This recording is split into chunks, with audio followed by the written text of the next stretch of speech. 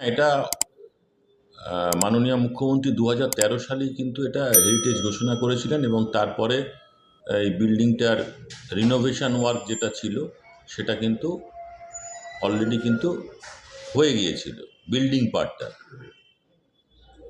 এবং তারপরে মাঝখানে প্রায় 1-1.5 বছর ওদের একটু শরিকদের মধ্যে যে কথাবার্তার জন্য বাকি ছিল, তারপর থেকে সেটা কমপ্লিট হয়ে গিয়েছিল।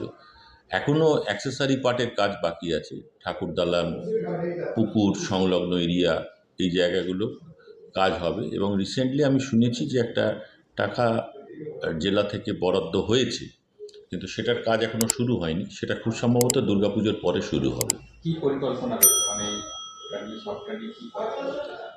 না, নেতাজির বাড়ির কাজটা তো পিডব্লিউডিকে দিয়ে করানো হয়েছে, তার সঙ্গে এবারে ঠাকুর দালানের কাজটাও রিপেয়ার রিনোভেশন করা হবে। এবং সঙ্গে যে ওদের প্রবেশ পথ, যেখানে একটা গেট ছিল হরনাথ লজ বলে, সেটাও কিন্তু ওটা এর সঙ্গেই আছে। এবং তারপরে যেটা আছে সামনে যে পুকুর আছে, পুকুর এবং তার সংলগ্ন বাগান, সেটা পাথর এবং পুকুরটার বিউটিফিকেশন করা হবে। স্বাধীনতা দিবস কীভাবে পালিত হয়? স্বাধীনতা দিবস মানে আমরা নেতাজির 23 তারিখ এবং 26 তারিখ যেভাবে আমরা পালন করি, সেটা বিভিন্ন অনুষ্ঠানের মধ্য দিয়ে হয়। 15th আগস্ট জেনারেলি আমরা যেটা করি সেটা হচ্ছে এই আজ থেকেই আমরা নেতাজির বাড়ি এবং তার সংলগ্ন যে নেতাজির মূর্তি, লাইব্রেরি যেগুলো আছে, সেগুলো সমস্ত ওই আলো দিয়ে সাজানো হয়, জাতীয় পতাকা উত্তোলন করা হয়। এবং তারপরে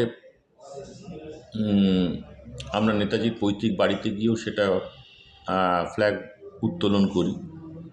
এবং সেই দিন জনসাধারণের জন্য বাড়িটা খুলে দেওয়া হয়। প্রত্যেকে আসেন, যারা যারা দেখেন। কিছু আমাদের সামাজিক কাজকর্ম থাকে, যেমন মেডিকেল টিম আসে, স্বাস্থ্য পরীক্ষা হয়, ব্লাড টেস্ট হয়, দেশাত্মবোধক গান চলে। সারাদিন এইভাবেই আমরা পালন করি।